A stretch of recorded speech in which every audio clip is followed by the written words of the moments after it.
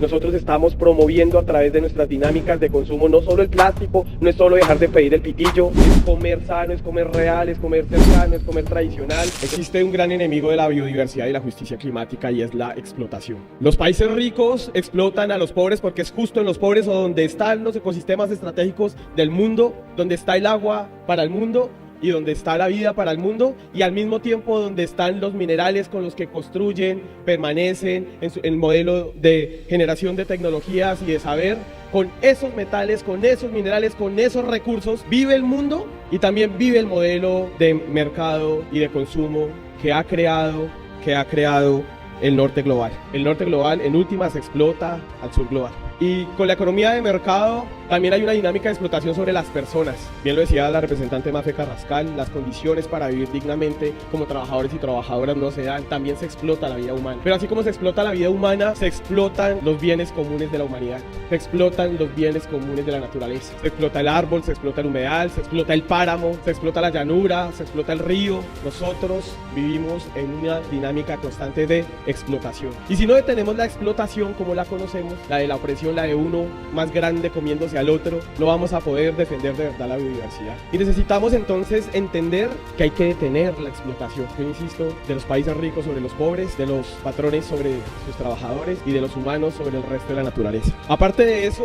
hay tareas concretas que construir. La primera es que definitivamente hay que proteger los páramos de este país. Seguimos siendo el país con más área de páramos en el mundo, pero yo vengo del páramo con mayores afectaciones por la acción humana, el páramo de Guerrero en Cundinamarca. Y allá el monocultivo de la papa, el carbón, el ganado extensivo viene acabando, desertificando un páramo en el que había dantas, en el que había pumas y en el que hoy nos queda como el mamífero más grande, el zorrito plateado. Pero imagínense toda la biodiversidad que hemos perdido ahí. Pero tenemos también otros lugares que proteger. ¿Y saben qué es lo que pasa? De nuevo, la explotación a través del uso del suelo sigue oprimiendo, sigue presionando a los ecosistemas. ¿O qué me dicen, por ejemplo, de para producir aceite de palma en este país, cuántas áreas hay que tomarnos? O vayan a los sectores cenagosos de orillas del Magdalena, en el Magdalena Medio, cómo se están comiendo, rellenando para cultivar palma y luego ganado. Están acabando con el ecosistema en el que vive el manatí del río. Estamos acabando con el manatí de las ciénagas. Seguimos comiéndonos, explotando el terreno. Y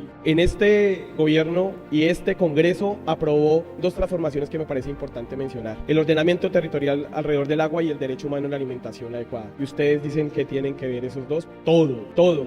Nosotros no hemos sido capaces de ordenar el territorio alrededor del agua, que es la lógica a través de la cual los ecosistemas, la naturaleza e incluso las comunidades y los pueblos originarios se ordenaban, sabían dónde estar, dónde desarrollar la vida. No es que el agua se nos meta a las ciudades, no es que el agua se nos meta a las casas, no es que el agua nos inunde, es que nosotros nos metimos donde iba el agua. Y donde no hay agua, pues no hay vida, y si no hay vida, pues no hay protección de la biodiversidad, y muchísimo menos hablar de justicia climática. Y el derecho humano a la alimentación, ¿qué tiene que ver? Que cuando hablamos de soberanía alimentaria estamos hablando también de biodiversidad.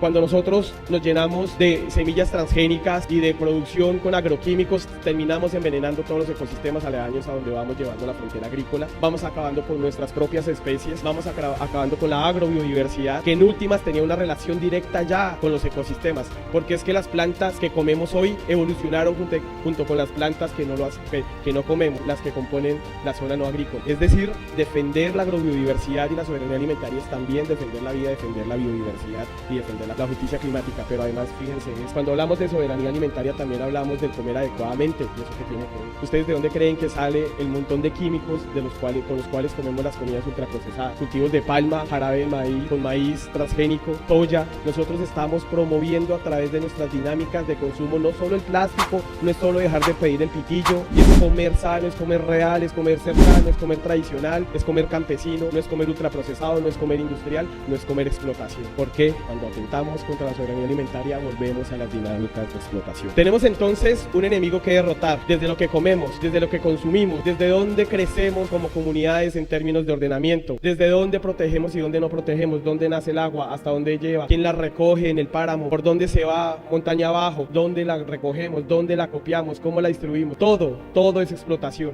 y todo nosotros tenemos cómo detenerlo. O dejamos de consumir al ritmo que consumimos, dejamos de comprarle la vida maravillosa que nos vende el comercial de televisión y empezamos a construir una vida digna y con justicia social. No es solo hablar de justicia ambiental. Sin justicia social no hay justicia ambiental. Sin justicia social no hay vida digna. Sin justicia social no habrá justicia climática. Y todo esto que hacemos por la biodiversidad será retórica y no una tarea de verdad por la vida. Muchísimas gracias.